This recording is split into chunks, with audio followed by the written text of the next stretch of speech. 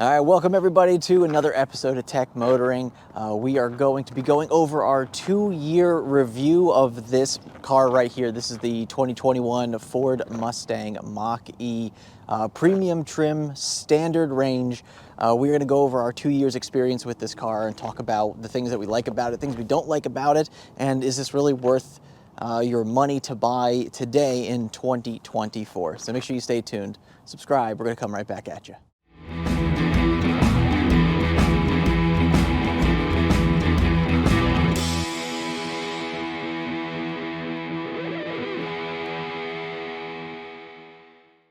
All right, everybody, welcome back. So we're doing another vehicle review because we had, bought two cars around the same time. So this Ford Mustang Mach-E is now 2 years old. So right now it's January of 2024, and this is a 2021 Ford Mustang Mach-E. And we actually got this in January of 22. So just a quick background story of why we got this car, or when we got this car. At the time, we currently had the Hyundai Ioniq, which was my wife's car at the time, which is behind the camera. And thanks again for videoing this for the channel. And so she was driving the Hyundai Ioniq every day, and I was driving a Mazda CX-5. I wanted to trade that car in during the craziness of the used car market. So I went ahead and traded that car in. And then I ordered this in, I think it was August of 2021. And so this car was manufactured November of 21, and then we didn't pick it up until January of 22. So even though we bought this car in technically 2022, it was still a 2021 model year Mach-E. So that's why in 2024, it's only 2 years that we've had this car. So 2 years of ownership. So just to kind of go over once again the trim, this is the 2021 Ford Mustang Mach-E. This is the premium trim, so it's not the base model, but it's the next one up. And you can tell by the wheels, you got the premium wheels on this one, which is really nice because you get the nice big, I think these are 19-inch wheels. Yeah, so these are on 225, 55, 19-inch wheels, which are perfect in this car because they're big enough for, enough spirited driving and handling, but they're not too big or you're worried about like hitting potholes and stuff. So I really like these wheels. They look really good. So this is also premium trim, like I was saying, and this is the standard range. So this is the smaller battery. So we didn't go with the bigger battery because it was just way too expensive at the time. I think it was like an extra $5,000 for the bigger battery, and at that time I think you got like an extra 60 to maybe 70 miles of EPA rated range going with the bigger battery. But at the time, we didn't really need the range. We weren't really looking to road trip all that much with the cars, or at least not long distances. So we decided to go with the standard range, save some money, paid sticker price for the car. The local Ford dealership was really good about it. They're like, hey, if you order it through us, we're going to let you just pay sticker price. You're not going to pay a dime more than that. And so that's what we did. So we ended up buying this car at sticker price back in, whatever the end of 2021 was. And car came in January, like literally the day before an ice storm was about to hit Myrtle Beach, which is where we are now, Myrtle Beach, South Carolina. And I went that night, picked up the car, got it home, put it in the garage, and the next day everything was covered in ice. So we had just barely made it home with this car. So 2 years with this vehicle now, and I got to say I really, really do like it. We'll get into later as to like some of the problems we have with this car as far as like the charging infrastructure and road tripping in and stuff like that. But let's just go over kind of the car, some of the things that we've had issues with, some of the problems that we've had, not only with the vehicle, but also the experience, like the dealer experience. And we'll kind of just summarize that all into this video so you can kind of get an idea of what 2 years of owning this car has been like, at least for us. So let's go over some of the things that were not right about the car when we bought it. So we could talk about that. So a couple things that were a little bit off with the car was this trim piece under the hood here. So let me open up the hood real quick, and we can take a look at that. Let me just pop the hood right quick. And the trim piece that I'm referring to is this trim piece right here. No, excuse me, this one down here. So this trim piece was actually had a little bit of a a lift right in the middle. It was actually sticking up. It was like one of the tabs had not been seated down properly. And I didn't really notice it until probably about a month after I owned the car, that was like that. And I knew there was a problem with it when I saw that. And I didn't really do anything about it. I didn't say anything about it at first because I didn't really think it was a big issue. And it wasn't until I brought it in for our 10,000 mile inspection. So this is where things got a little weird as far as the dealer experience. Here we go, got it. So I get a message on the phone from Ford, the Ford Pass app, which is a decent app for your phone. And it says, you know, bring your car in for your 10,000 mile service. And I thought, okay, cool, let's just bring it in for the service. I did a whole video about this too. So if you haven't seen that, you could take a look at that video as well. And I brought it in for service. Now I went right through the app to schedule the service, and it lists all the things in the app that you get for that service. And so it's like, you know, checking hoses and, you know, important things for the cooling system. Obviously you don't want the battery to overheat if you have like a cooling leak, stuff like that. Just pretty typical stuff. Tire rotation at 10,000 miles, and it had a whole list of things that they were going to check on the car. And so right through the app, I went ahead and I scheduled the service at the local dealership, the same dealership that I bought the car from. And so I brought it in for that 10,000 mile, and I also brought it in for that trim piece to be fixed. And I bring the car in, I drop it off, I go into the service advisor, and the service advisor tells me, okay, so you're bringing your car in for service today? I'm like, yes. And he goes, okay, you having an oil change done? I was like, wait, what? The guy's got my information right in front of him, and he asked me if I was getting an oil change done on my Mach-E, and I was like, no. And he goes, well, it's a hybrid, isn't it? And I'm like, no, it's not. It's a Mach-E. Like, do you not know anything about a Mach-E? Like, you work at the Ford dealership. And so I had to explain to him. He's like, well, it says there's an oil change on the service. And I'm like, why would there be an oil change on my, you know, service thing there when I scheduled it through the app specifically for the Ford Mustang Mach-E? And just so you know, we don't have any other cars that are Ford that are like another Ford car in the app. No reason for that. But the dealership, you know, dropped the ball on that. And the service advisor obviously wasn't knowledgeable enough to know that Mach-E's were electric, I guess. I don't know. So anyway, I brought it in for that service. I'm pretty sure they only did like a quarter of the things that were on that list. They rotated the tires, did a couple other things. And then I also brought it in for that trim piece that I was mentioning before. And for some reason, they had to like replace the entire tub of the frunk there. They had to replace the entire tub. They couldn't just replace that trim piece, which didn't make any sense to me, but that's what they had to do. So I had to bring the car back in for that whole entire thing to be done. And then he mentioned something about like, well, we're only going to do this as a favor to you once. And I was like, what do you mean by that? And he's like, you know, well, next time don't be so like, I forget the term he used, but basically he was accusing me of basically breaking the piece. That was basically what it came down to. And so I was like, oh, that's very nice. So even though it was from factory like that, and it was an issue that was, you know, off the assembly line of the car, they actually were like, oh, you know, don't break your car next time. We're not going to cover it. So I got a really, you know, chuckle out of that one. So we have not been back for service yet with this car. We just hit a little over 15,000 miles now on this car. The first 10,000 miles we did pretty quickly because it was my daily driver for the first 12 months of ownership. So I drove this car every single day. I did a lot of commuting for work, and during work I travel sometimes as well. And so I did put a lot of miles in this car. We road tripped it a bunch, you know, Tennessee and back, Virginia a couple times, back and forth. I went to Orlando, Florida with this.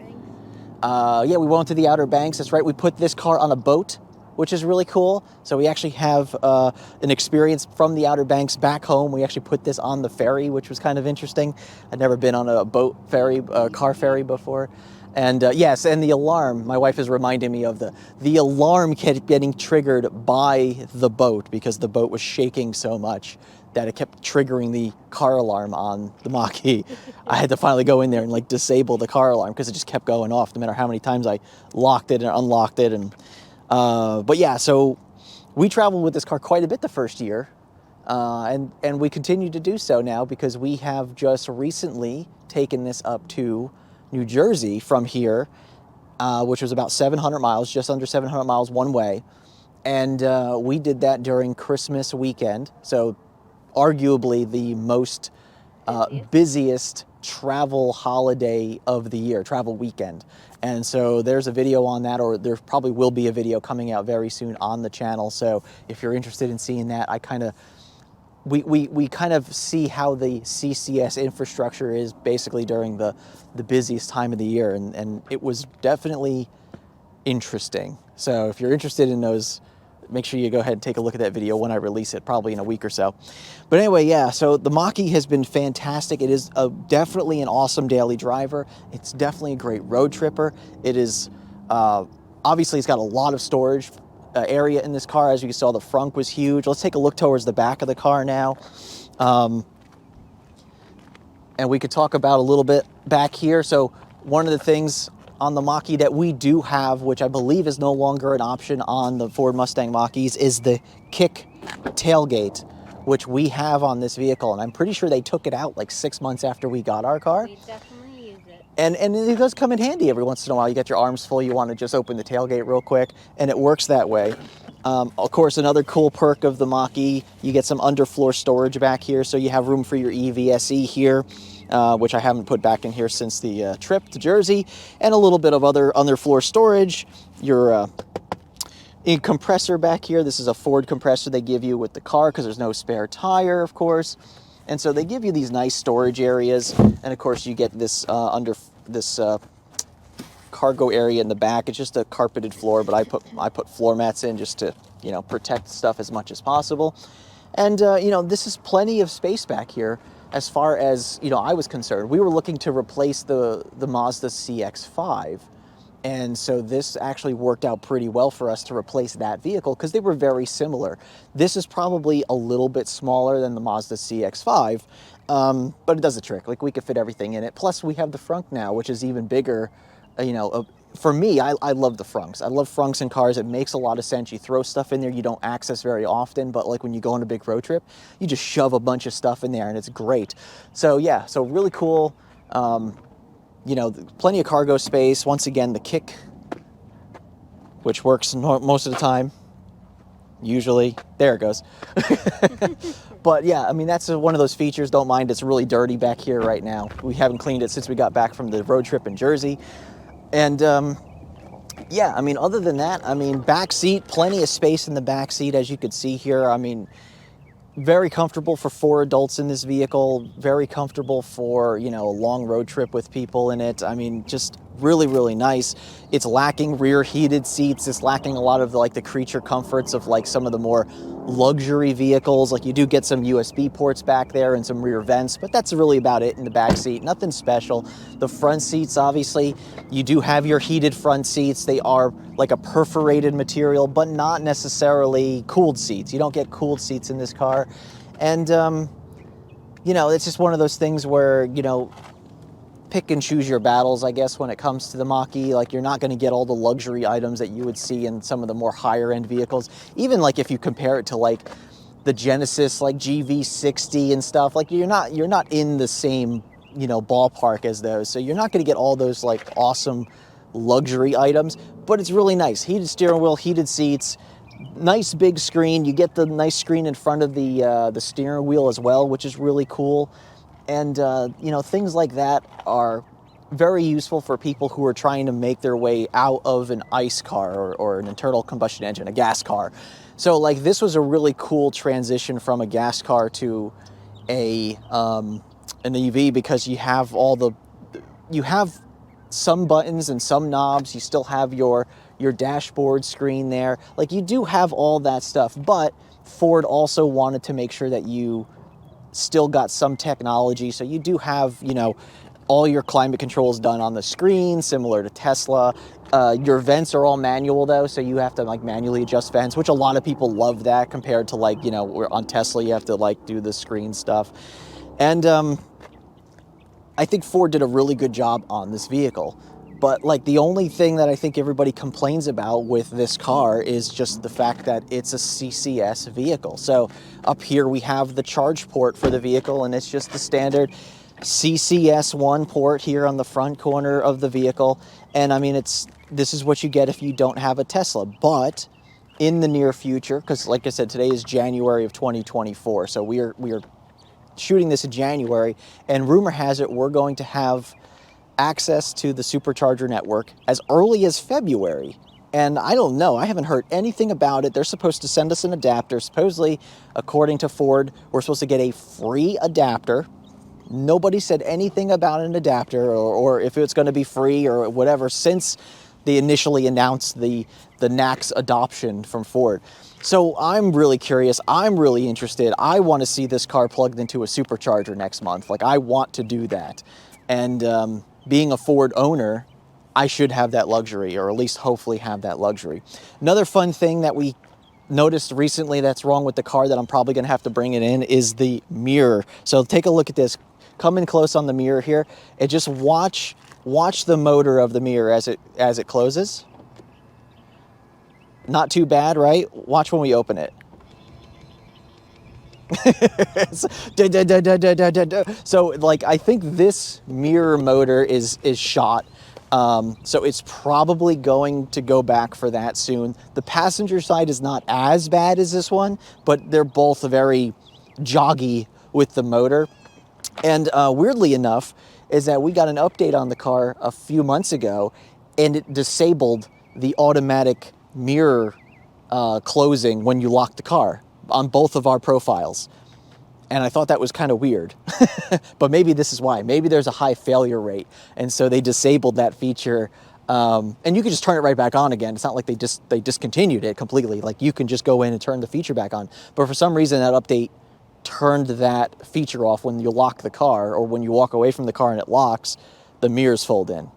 That was like the only thing that got randomly shut off on the vehicle. Speaking of updates, we started getting a lot of updates for the car in the past 4 or 5 months. And I mean, like, a lot of updates. Like, I mean, we were getting an update, like, at first it was like once a month. And then all of a sudden it was just like, yeah, we would get an update, and then 2 days later, another update, and then 2 days later, another update. And we just got slammed with updates. Now, we are part of the early access program with the Mach-E, so we did sign up for the early access program. So we do get some of the early access stuff. But weirdly enough, like, I don't think we're really getting things that much earlier than like normal production right now. And actually, one of the things that we are lacking, which is really interesting, is actually the new Blue Cruise version, which is supposed to be 1.4, which I believe is being released on new vehicles coming out of the factory now. We were supposed to get that. We have not gotten it yet, so I haven't been able to test it, nor will I be able to talk about it because it's all early access. I'm not supposed to talk about things in the early access program, but we still haven't gotten it yet, so I can't even test it, I can't even talk about it, and I can't even experience it. So other than that, am I missing anything? Is there anything that you want to talk about or bring up? We've gotten a lot of great compliments on the car, the way it looks, its sleek body style and everything, the way it drives, and we've had people stop on the road and be like, what is that car?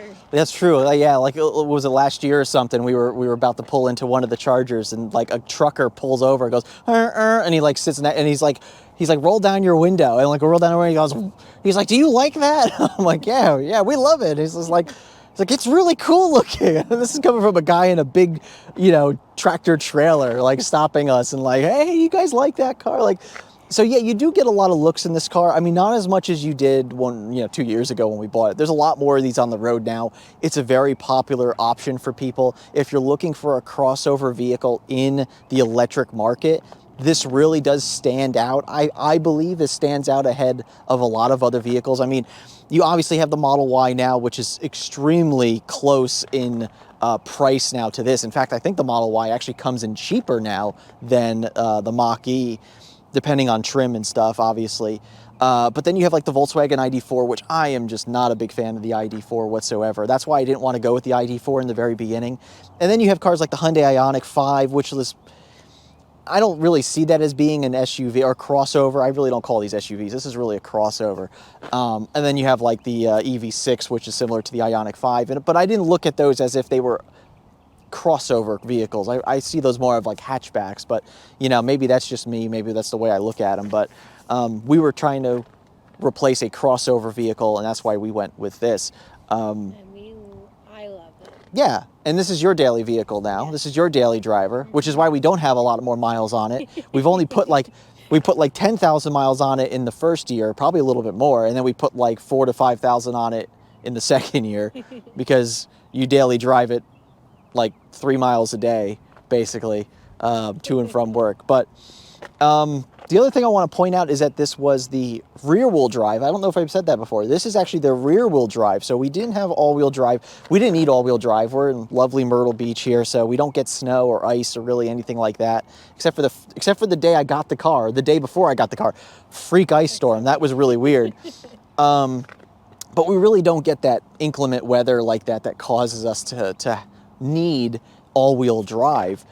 So we did get the rear-wheel drive with the standard range battery, as I mentioned before, and this actually comes in based on the EPA documentation. This actually comes in to be the most efficient Mustang Mach-E that you could get out of all the trims and specs, except for I think the California Route 1 has a slightly better efficiency than this one. But other than that, this is the most efficient one. If you got the big battery in this, you lose a little bit of efficiency. Now, these are all according to EPA documents. This is not necessarily like real-world testing. Like, I haven't seen the real-world testing for the rear-wheel drive version of the small battery and the big battery, but It's definitely efficient. it's super efficient. Yeah, and that's what we're going to talk about right now, is because we have this vehicle, 2021, this EPA rated range was like 231, something like that, low 230s. And we have just proven on our last road trip up to New Jersey, once again, video coming soon, that we could very easily, even in colder weather, like 50 degrees, 45, 50 degrees, we can get 200 miles at 70 to 75 miles an hour. And that's really, really good, in my opinion. Like, I think if you're going to get that close to EPA range while on the highway, that's a win. So this car could very well easily do, 150 to 180 miles between stretches on trips, so you charge up to maybe 80%, let's say, and then you're probably going to get around, 150 miles or so before your next stop, at least 150 miles.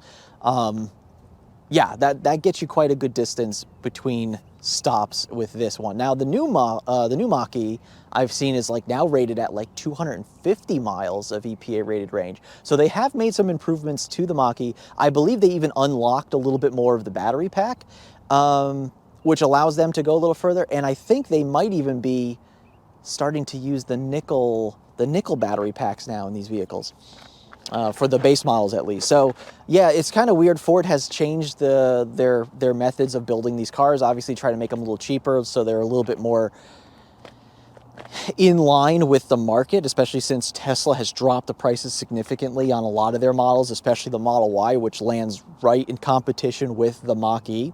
But I think Ford did a good job of trying to make this their first real EV. Obviously, they've had some other EVs in the past, like the Ford Focus EV, but that was a compliance car. I really don't count that. But for the first real mass market adoption EV, this really did a good job. It stands out, gives you a lot of bang for your buck, and once again, just a very comfortable car. So I mean, we love this car, and I think we road trip it as much as we did just because of how comfortable it is and how nice it is. Another small issue we had with the car, which is no fault of the car nor Ford or anything else, we ended up getting a flat tire last year, and it was this tire back here that we picked up, believe it or not, a screwdriver. I did a video on this on the channel as well. So we actually went through an intersection very close to our house, and we actually ended up getting a screwdriver through the treads, and it actually blew out the side of the sidewall. And we didn't realize it was a screwdriver until we yanked it out. We thought it was like a nail or something. And we were wondering why we were having so much trouble trying to get this nail out of the tire, because obviously there was no handle on the screwdriver. The handle got snapped off. And we were trying to get this out of the tire. We're like, why can't we get this out? And when we yanked it out, this is what came out, was like 5 inches of just a piece of steel, and it was a Phillips head, in case anybody's curious. But like, yeah, that came out of the tire, and then it was at that point we realized that it blew through the sidewall of the tire, and unfortunately that was like I forget how much I paid for that, $280 or something to put a new tire on the car. Same tires that was already on it, so we do have one relatively new tire on this vehicle compared to the rest of them. But I mean, other than that, the car has actually been really good, really solid. We haven't had many issues. When we did the Tesla 1 year review recently, I talked about like things being put together well, and like the Tesla has some creaks and, you know, squeals and like weird sounds in the car occasionally just because of build quality. I don't have that on the Mach-E. This car is extremely quiet, even driving, like it just feels real good. It's just nice and quiet to drive, and it doesn't have any of those, you know, creaks and squeaks and all the other stuff that you normally get, you know, driving a Tesla vehicle. So this actually, build quality is really good, other than that one panel under the hood that I mentioned before. That was literally the only thing I could find on the car that was even slightly not done properly, let's just say. I mean, other than that, you know, we could talk about panel gaps and stuff, but it's a Ford vehicle. It actually was put together very well. There really hasn't been any defects or anything with the car. Everything has worked as intended. And I think, honestly, I think our biggest issue with this car has been, other than the charging network, has been the software. And I was gonna say software. we've had many issues with the software that have just been very annoying. And even before we were early access program, we had a lot of issues with the software. I went into the early access program thinking that would solve some of the issues, but actually it was still the same issues we had before the program were still in the program. And so it was really annoying. And a couple of those issues were, we had the one issue where you would be driving and just randomly it would say drive mode not available. And so actually, let's get in the car and start talking about the interior of the car and then the software while we're in there as well. So let's do that. All right, so now you join me inside the Mach-E here, and I just wanted to kind of go over some of the things. So like I was mentioning just a moment ago, we were having this weird issue with the car where it would say drive mode not available. So for those of you who are not familiar with the Mach-E, you do have 3 drive modes, as you can see right here. So you do have the whisper drive mode, you have the engage drive mode, and then you have the unbridled drive mode. So you have basically your very calm, easygoing, the acceleration pedal is nice and soft and squishy, gives you nice moderation on the pedal. You then have engage, which is sort of like your normal driving, but if you want to get on it, it kind of responds a little bit better. And then you have your unbridled mode, which gives you pretty much as much power as this car can possibly give you. Release the horses. Release the horsies. But once again, this being a rear-wheel drive model, not the all-wheel drive, you're limited as far as like your torque and your horsepower, and so you don't get a lot of performance out of this car being the rear-wheel drive version. But you do feel a large difference between these systems or these drive modes. And one of the issues we kept getting for a while now, and I haven't seen it in a while. Have you seen it at all recently? Has it happened to you? Once. Yeah, I think I've seen it once in the last few months, but I think those slew of updates might have fixed it.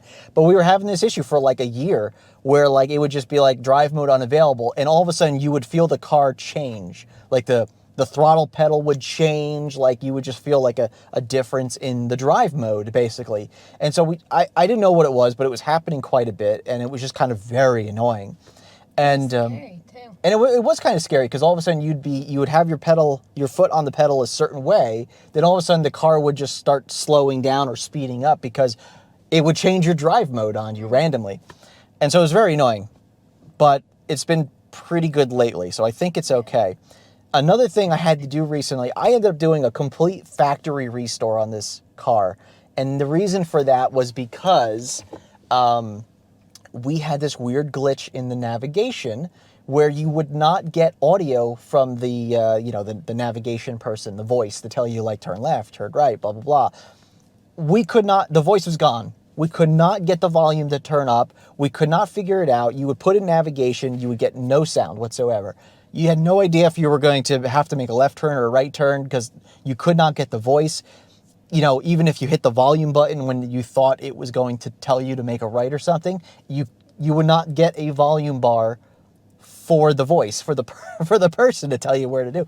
I ended up having to completely factory restore this system. Extra water.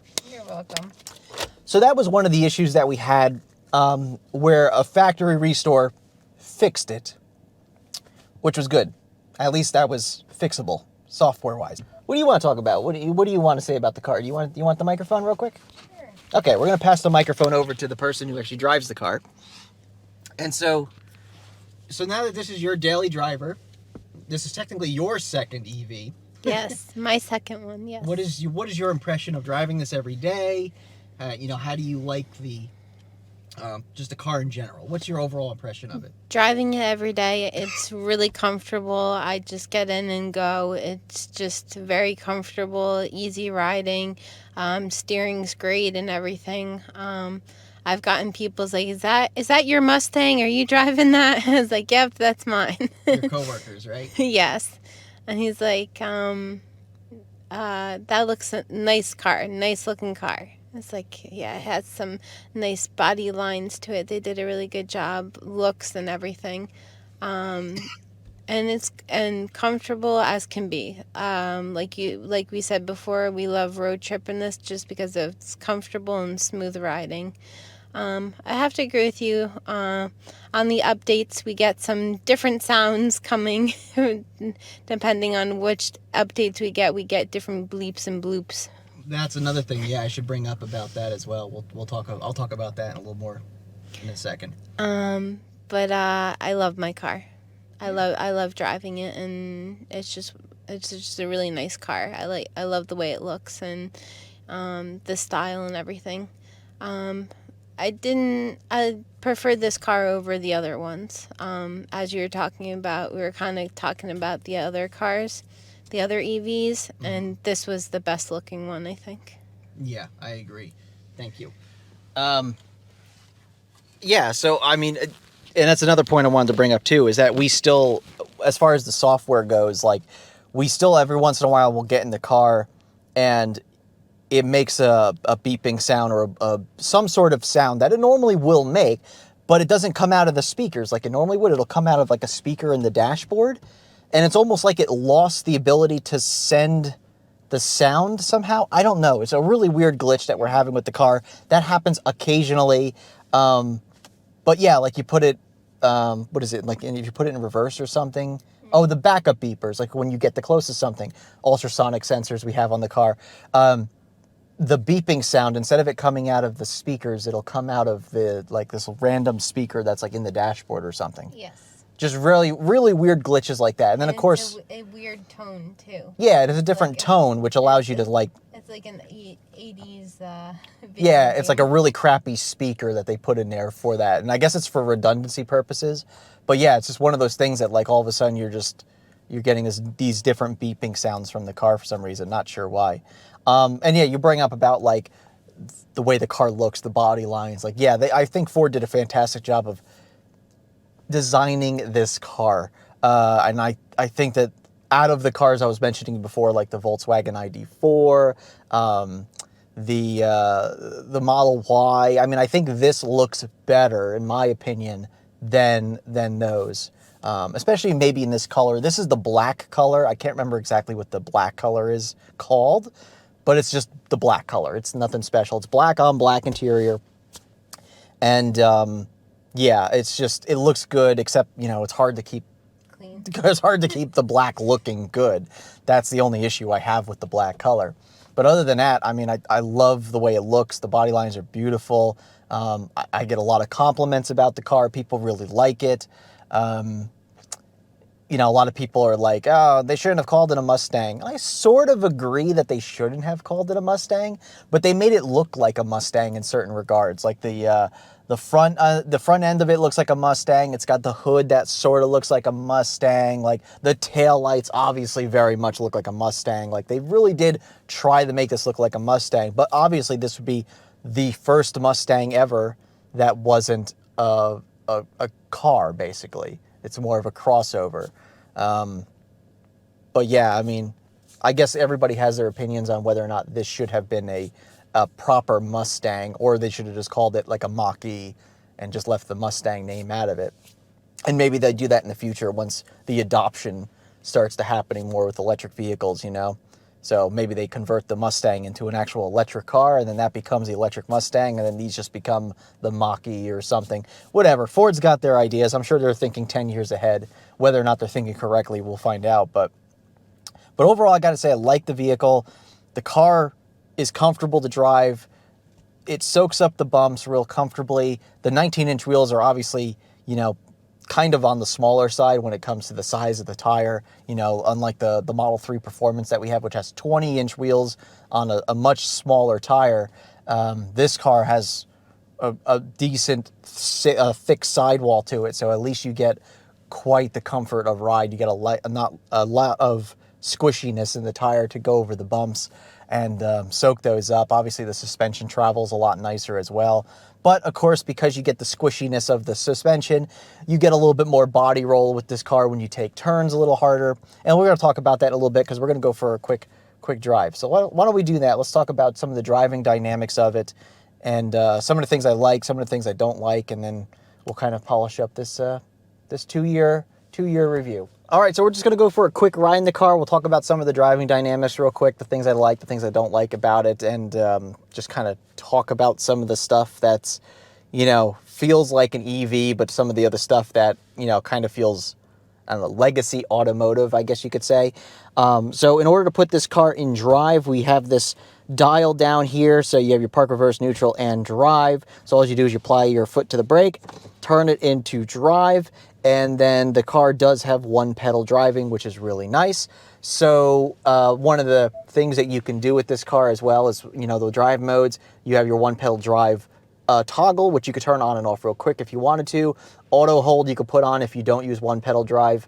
Auto hold will stop you if you have creep, and then you apply the brakes. It'll keep you at a standstill, but you don't need this on if you have one pedal drive. So I always keep one pedal drive on because that's the way it should be done. You also have propulsion sound, which you can turn on, which is like, I don't know. Honestly, I think the only reason that companies are putting this propulsion sound stuff in is for people who might get car sick being in an EV, because there are people that claim that they get car sick in an EV more easily because they don't hear the sound of the motor in relation to the speed of the vehicle.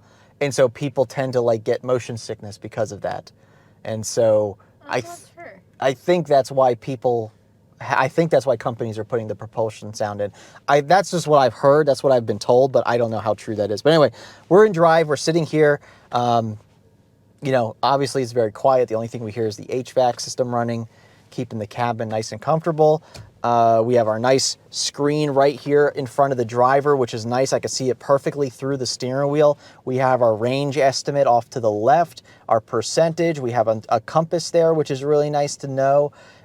We have our ADAS system with our Ford Copilot 360 or Ford Blue Cruise, which this also offers hands-free. Yeah, whatever good angle you get, it's not a big deal. And we have our speed here on the right side, which is pretty cool. And obviously we have our gear selector on the right. We have over 16,000 miles on this car. I'm just noticing now. So, wow. Okay, yeah, we did 15,000 on the way up to Jersey. We did 16. We hit 16, I think, on our way back from Jersey. So yeah, so we have over 16,000 miles on this car now. Once again, not a lot for a 2-year-old car, but you know, 16,000 miles on a car. It's enough. Look at this nice C3 Corvette coming around here. Nice. Classic. But yeah, so, you know, it's nice to have this little dashboard in front of you, or this binnacle dash, I guess you could call it. One of the things you don't get in the Tesla is you don't get that screen. Of course, you get this very large screen in the center here as well, which is also very nice, very informative. You have all your different applications in here, which is pretty good. I mean, you know, they've updated this quite a bit. The trip calculation thing is very nice to have. You have your multiple trips.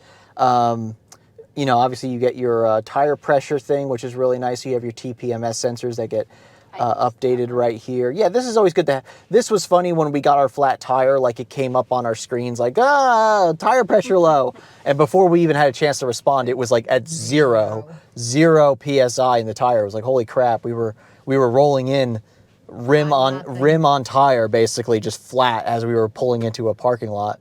But yeah, so pretty nice. They have a lot of these, applications in here. You have your radio, your phone, navigation, all of the stuff you typically get. Apple CarPlay, Android Auto, of course. So this is all really nice. You have entertainment, so you can go into doing some more of the entertainment. Obviously, you know why? Because I got to be in park for the entertainment. There we go. You can do some YouTube on here. You have some other channels you could do. You got some games in here that keep you busy. I've killed some time playing some games. The only thing is about this car that's very annoying is that you have to purchase additional data plan in order to use these things. So like if I want to watch YouTube, it's going to say you have to get connected services to activate Ford streaming. You could connect to a Wi-Fi access point if you're close, like if you're in your garage, like you could do it. But you have to pay extra for data in this car. And there's so if you want to use like the access point in the car, you have to pay for that data plan. Like it's just, there's so many little things that they're trying to like nickel and dime you on this car, which is really annoying. Like Ford Blue Cruise, the hands-free, is a subscription service. Now, when we bought this car, we got 3 years of hands-free. Great, fantastic, I love it. But it's after 3 years, you got to pay for it. And I think it's like, I keep getting mixed things. We have one more year left, but I think I heard something like $200 a year. And like, that's a lot of money. What does that come out to be, like 18, 17 bucks a month or something like that for Blue Cruise hands-free, which once again, this is the older version of Blue Cruise hands-free. It's not the newer version, and it's not great. It's very nice to have and stuff, but honestly, it's not much better than just having like standard autopilot, in my opinion. We do have the Bang & Olufsen sound system in here, which is really nice. A really nice speaker system in this car. Sounds amazing. In my opinion, I like it. I think it sounds really good. It's pretty close to like the Tesla premium audio that I got in my car. Really, really on par with each other as far as the quality goes. Yeah, and I mean, obviously you have a slew of settings in this car that you can adjust and change and, go through. You have Amazon Alexa in this car, and that's okay. I've activated it like 3 or 4 times, and I still don't use it ever. I don't use it. Yeah, I don't know. I never really get a benefit out of it, in all honesty. One thing that I love about this car, the camera system is fantastic in this car. So when you're parking, you do have your 360-degree view of what's around you. Really easy to get into parking spots. You can obviously out of the front of the car, so you have your like panoramic view of outside the front of your car with the multiple cameras out the front. Really nice to see. Or that you can have that 360. The other thing we do have in this car, so we're actually going to demonstrate this. I've only used this like once and not on like purpose. It was just like a test. But we do have the automatic parking thing in this car. We should try this. What we do is we hit this parking button right here. We say we want parking assistance. And then we're going to do one of these spots right here. So we're going to hit this, and it's going to say, use turn signal, please drive forward. So we're going to put the turn signal on, and then we are going to drive forward, and it's going to scan for parking spots. Okay, so here we go. So it's identified a parking spot here, and it's going to back up. So it says, release steering wheel and shift to neutral. So we're going to go ahead and put it in neutral, and then we have to hold the park button. So we're going to just hold this down. And now and you can see here,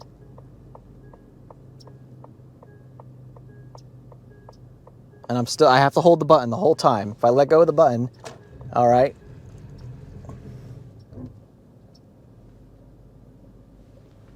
Once again, you can see it's trying to line up with that spot there.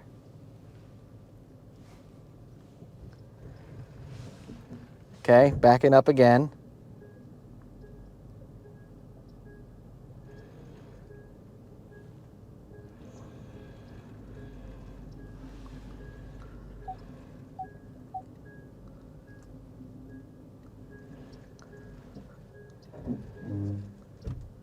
done? Nope, it's not done. Now, is it done? Okay, now it's finished. All right, so let's take a look at how well it did this parking spot. Okay, not bad. A lot of gap over here, but it did end up making it in the lines. At least it's in the spot. At least it's in the spot. Really weird. All right, let's go for a drive.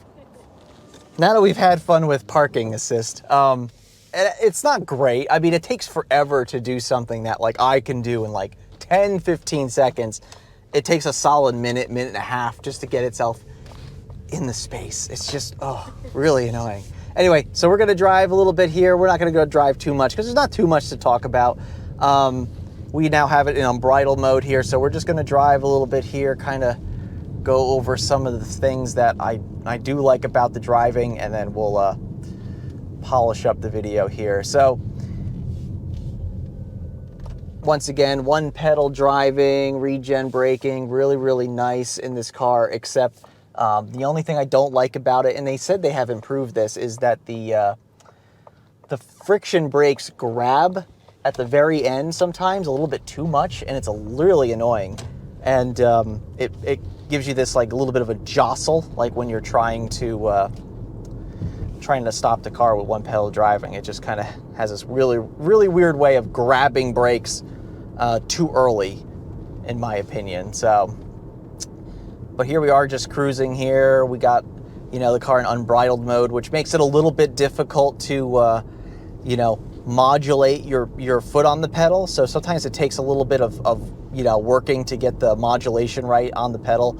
So really unbridled mode is not something that you want to use for everyday driving. It gets a little bit annoying, a little bit obnoxious. But like when you want to get on and go and you just, Whoa. yeah, like pretty good for a vehicle that's only like I think it's a little over 200 horsepower. It does a good job of getting out of its own way. It's really, really impressive. Like they do really make the car feel sporty. I got to admit, they do a good job of making it feel sporty. Now, how is it in turns and stuff? Well, if I wanted a really sporty Mach-E, I would have gotten the GT or the GT Performance version. Like going with this one is the least possible sporty one you could get on the road. But like here, we're gonna just take this like turn real quick, and you know, we're gonna tuck it into the turn, and like, you know, it feels really good. But you do get thrown off to the side a little bit. Like there is a little bit of body roll. Yeah, well, you're just sitting awkwardly too. But like you do get a little bit of that body roll in it, and you do get thrown around a little bit in the cabin. So you know, if you're gonna drive this really sporty, like through like canyon back roads or something like that, you're gonna get thrown around a little bit. That's just gonna be how it feels. Driving this car. Once again, if you're looking for this car for like a sporty, like you want to bomb this thing down some like back roads, like really good, you got to go up to like the GT or GT Performance version. And then obviously if you get the all-wheel drive version, you're going to get a little bit more traction as well when you're doing some of those maneuvers. But the rear-wheel drive does make it fun as well. So let's go ahead. We're going to make a turn here. So let's make this turn real quick. Yeah, feels really good. Got a little bit of tire spin on the back. So the rear wheel drive feels good because you get that real sporty feeling to it. You don't get the pulling from the front end. All right, sorry about that. We had a little bit of a GoPro failure there, so we were switching over to my phone for now.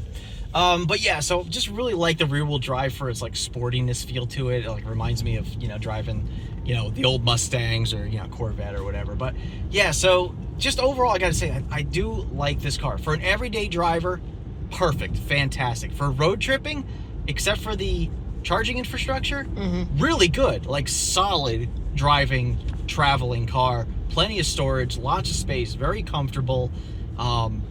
You know, Blue Cruise hands-free is actually a really awesome system.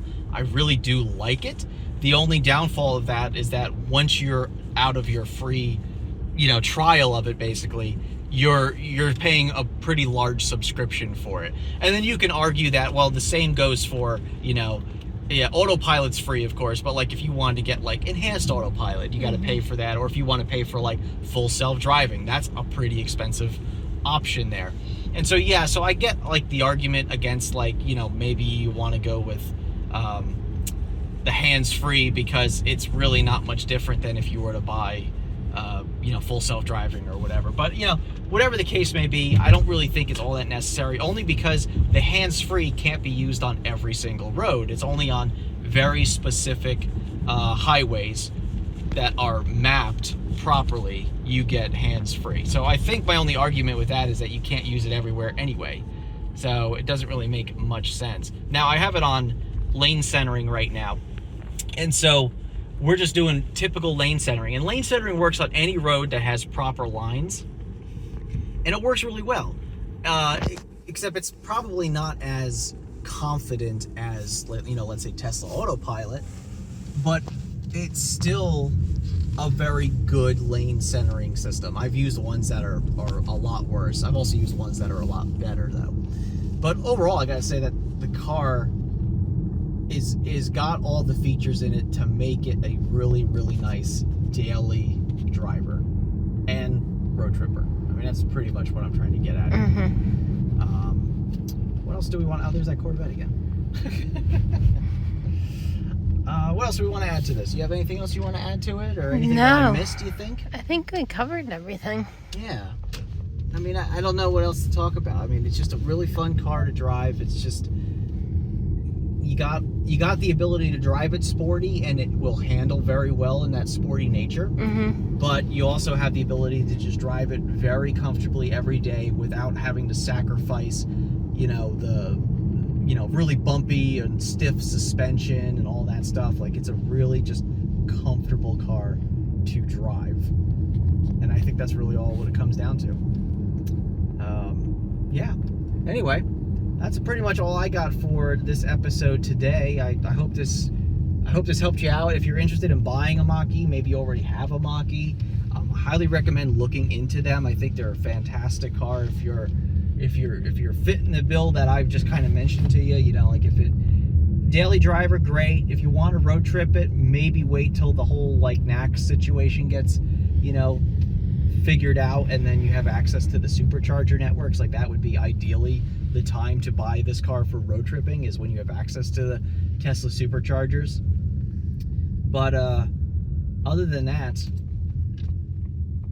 I'm very happy with the car. I love the car. I know you love the car. After 2 years, I mean, this is a great car. And I don't think I would ever... I mean, I'm not 100% attached to this car, but I think it's a fantastic car. I'm attached to the car. I know you're attached to the car. All right, well, very good, everybody. Thank you very much for watching this episode. If you have any other questions or anything, just leave them down in the description below, or leave them down in the comments section below. I'll go ahead and do my best to answer all those for you.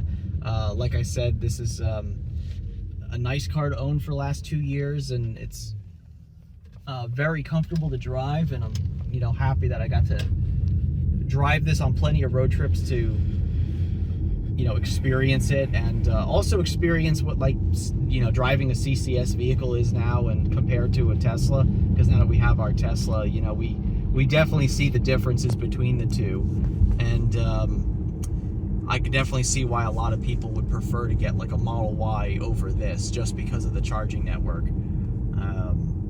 But at the same time, whatever your reason may be for not wanting to get a Tesla, if you don't want a Model Y for some reason, I think this is a fantastic alternative to that. So, agreed. Yeah, I do agree too. All right, everybody. Well, thank you very much for watching today's episode. Once again, hope this helped you out, and if it did, make sure you give it the like button below. And if you're new to the channel, make sure you hit the subscribe button as well. Thank you very much for watching again, and we'll see you on the next episode. And remember, welcome to the future. And welcome to Tech Motoring. See, works every time. All right, everybody, have a good one.